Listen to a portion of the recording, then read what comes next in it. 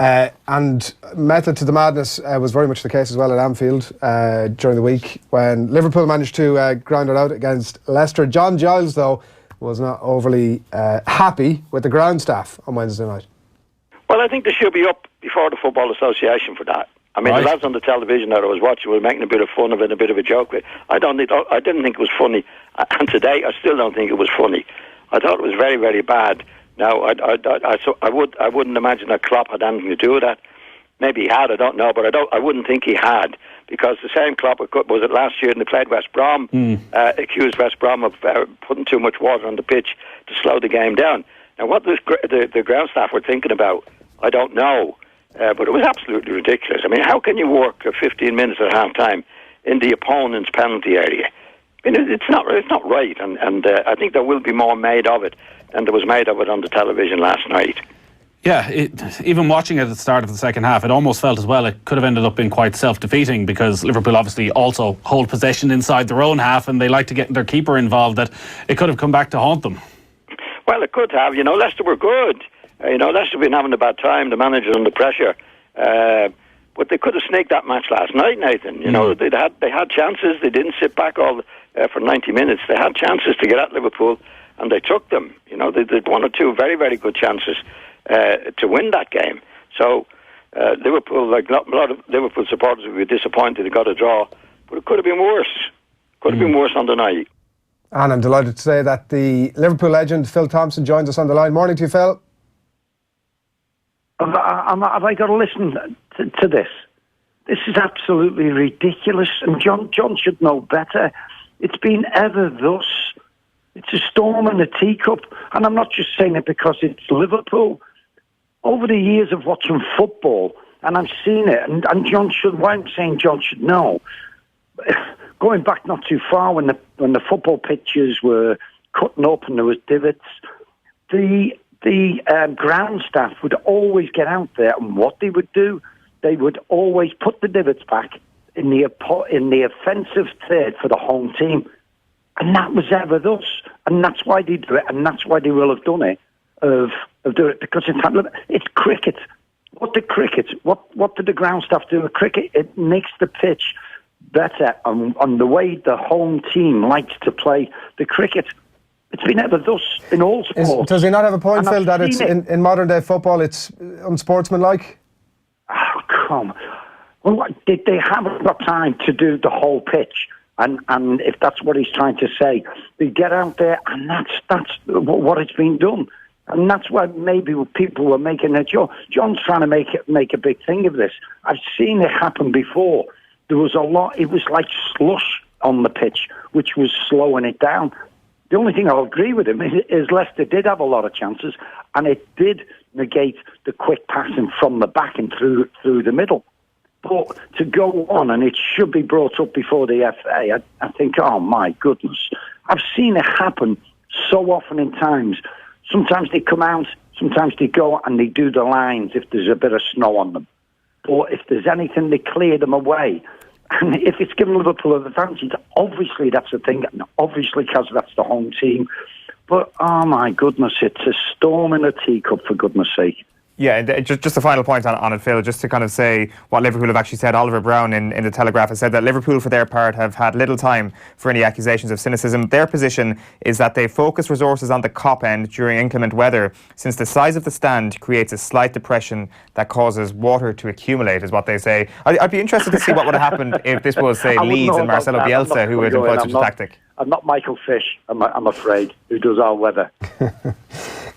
Phil, talk to us about the on-pitch events, obviously, during the week. And it's kind of struck me in some ways that maybe Liverpool players and management had seen the City result and almost, instead of being inspired by it and thinking, sort of puffing up their chest a bit and thinking, actually, this is ours now to win, they almost seem to get a bit frozen by that result.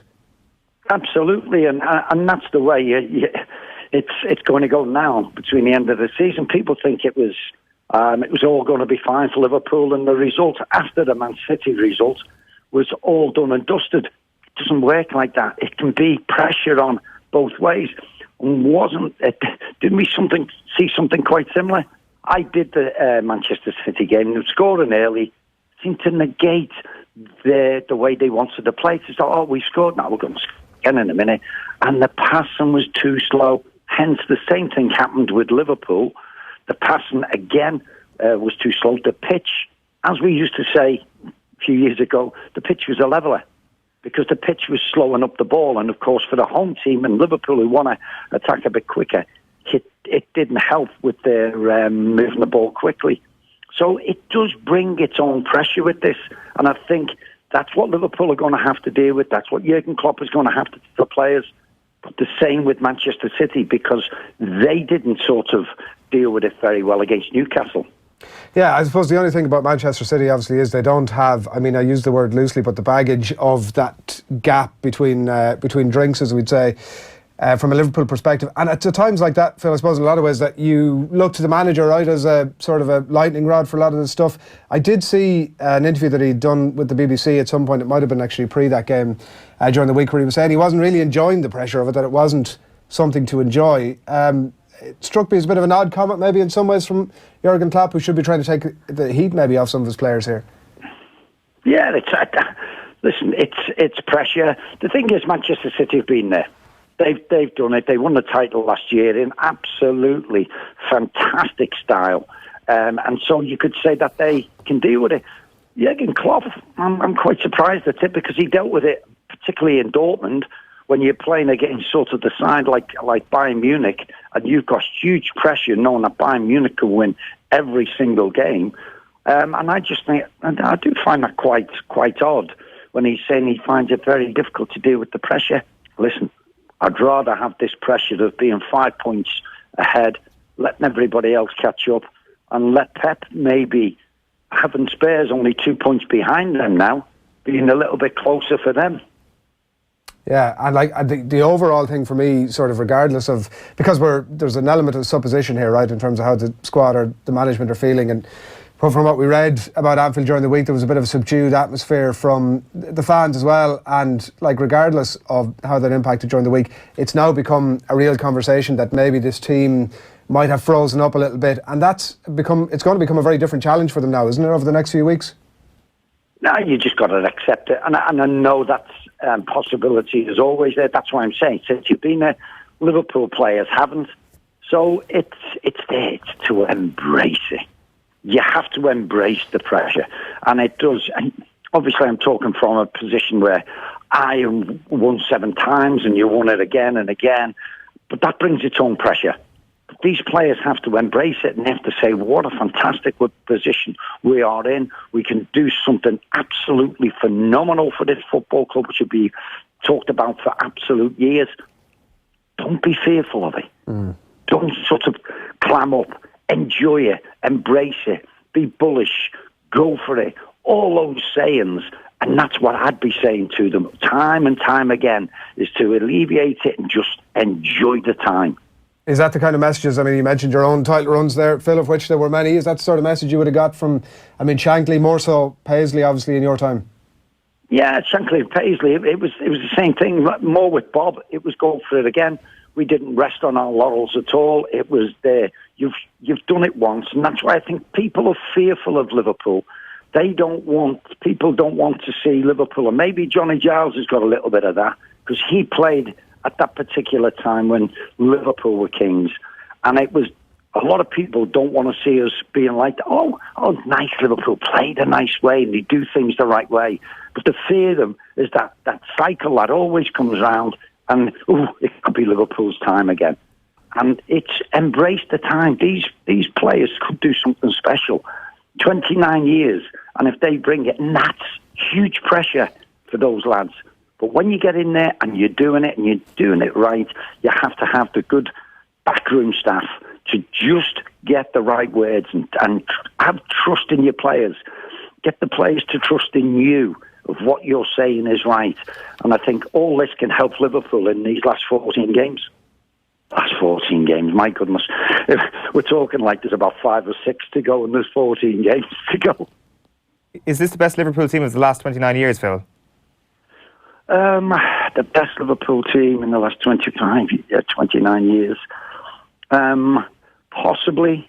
You look at the other teams, they've all had different things. I suppose this is nearest, damn it. probably not as good as midfield as what some of them had. Steven Gerrard, Xavi Alonso. But the offensive lineup, are they as good as Suarez, Sturridge and Sterling at the time? Probably I'd have to say yes. The defence is better than it's been for years. If Brendan Rodgers had this defence, Brendan Rodgers would have won the league by 10 points. So there's a little bit of difference. So it is possibly the best that can produce a title-winning run. It obviously all kicks on to London on Monday night, Phil, West Ham, and sort of, I suppose, casting some of that pressure behind it. Like, the evidence almost of the nervousness was the lack of creativity, maybe up front. What sort of reaction are you expecting now? I mean, obviously it helps maybe in some ways that they're not at home on Monday night. I think that's the big thing, and I think I heard you talking before about sort of defensive strategies and teams behind the ball, making it difficult for people to sort of, for you to play and how to break down pack defences. You go into West Ham. West Ham fans are going to expect their team to attack. And I think looking at the West Ham side, they're not set up to sort of sit back. Their defensive players are not really get behind the ball or high press. So there will be a little bit in. I think this will give Liverpool, in the vast open spaces of the London Stadium, plenty of room to work to and to counter-attack what they really do well. So playing against West Ham on Monday night might just be a little bit in Liverpool's favour. Because you never see West Ham sort of having packed defences and getting everybody behind the ball the way you've seen Leicester do and the way you see Burnley do, the way you see Newcastle did against Manchester City. So that might help Liverpool a bit on Monday night. I do expect that. Yeah, although a lot of teams might have looked at what Leicester City were doing and thinking, actually, this is the way to play them. City Arsenal on Sunday. Phil, this is a game that will be live and off the ball. Your old colleague Mark Lawrenson will be there for us alongside Nathan. And it just struck me maybe in some ways that in the same way that Liverpool have a brand new set of circumstances to deal with in terms of the pressure that's mounting there, in some ways, conversely, City might be looking at that and thinking, actually, if we can drive it home against Arsenal on Sunday and heap the pressure back on, it's also a slightly different set of circumstances, but maybe more positive from a City perspective. Yeah, it is. City will know that, and it's one of the bigger games against the top six. So City will be setting up. They were poor on Tuesday night by their standards, and no more so than just looking at the face of Pep Guardiola. I was doing it for the Sky Soccer special, and they kept on cutting to Pep, and for the first time it looked as though he didn't either have the answers or he was looking and thought his players aren't listening, because he just kept sitting there holding his head the way he does, and he's going, oh my goodness, what's going on in front of me? He scored after 24 seconds. You thought that would open the floodgates, but the passing was so slow. They were moving it slowly, which was allowing Newcastle to get back, and they created only a few chances, which will have really disappointed them for so much possession. And it brings its own problems. And that's what I was saying to you earlier about the both teams, Liverpool and Manchester City, scoring early. But it brings its own pressure on. And Manchester City looked as though they choked a little bit later on. For once, teams who got an opportunity took those chances against Manchester City, and they didn't look comfortable. They didn't have answers, which is very, very unusual.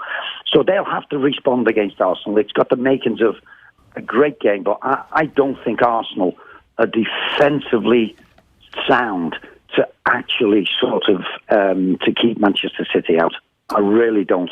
On the other hand, I think the attack of Arsenal could cause problems. Danilo, for my money, is not good enough at left back. Absolutely. He'd be a weak link, and I would target him in the game if you were Arsenal defence.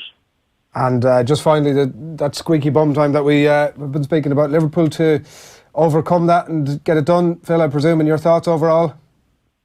I do. I think Liverpool can do it this year. I think listen, it's going to be tight, but the end of January, Liverpool 5 points clear. Goal difference quite even. I would think you're not going to get a better chance, and I think Liverpool can do it this year. All right. I said at the start of the season, I said that Liverpool can win the title this year, but if they don't win the title this year, it will definitely be next year, because that's where they're gearing up. City's players will be a year older, but I think Liverpool can do it this year. Phil, thanks a million. My pleasure. Thanks very much, guys. Thanks a lot. Phil Thompson on the line there, looking ahead to the weekend's football, primarily, obviously, Liverpool, and somewhat confident that they're going to get it done. It's definitely a different set of circumstances. It was just such an odd game during the week. Both games were so odd. Like, yeah, I definitely felt that, having looked at that City match, that it would inspire Liverpool, because Liverpool never struck me as that team who could have the potential to freeze up, particularly, as he points out, there's still so many bloody games to go. I think every team has that potential to freeze up when you're up this far from the finish line is, I suppose, the only caveat. It's just been like, did they open up a lead too early almost? Like the Ireland football team scoring too early. Did Liverpool get that bit of luck that they needed from Manchester City dropping points around Christmas? Like, was Christmas just too soon? Because there has been a bit of tension seeping in. I don't think it's to do with tension, to be honest with you. I think it's to do with the idea that every Premier League team goes through a horrible patch at some point or another. And I think we're actually witnessing the Liverpool patch where they're struggling right now. Like, they haven't really won a game comprehensively since Arsenal last month. That they've actually got through this period, and they've lost to Manchester City, of course. They got knocked out of the FA Cup. But they're two blows that they could probably ship. They didn't lose midweek, and they extended their lead at the top of the table. I think things are looking pretty good from Liverpool's perspective still. It's like the wheel will turn back around in terms of Liverpool form. Just think that it might get inside their head as well, right? Because it might just be a shitty patch. That in the grand scheme of things is only that, whereas it's being ascribed now to other more sort of significant issues about their incapacity to get over the finish line. And ultimately, at some point, that gets into your head. And well, if there's anybody who's got inside their own head, it's Manchester City, asking Kyle Walker to remove that brilliant Harry Maguire tweet the other night. I don't know whose idea that was. Was it Pep's? So, you know, the meme of Harry Maguire leaning over the railing talking to his girlfriend after the World Cup game during the summer, and Kyle Walker posted that photo with the caption, so basically they thought they were going to go 7 points ahead, ... which was brilliant, and obviously Pep or somebody told them to take it down. So if somebody's inside their own head, they're crapping themselves. A little bit.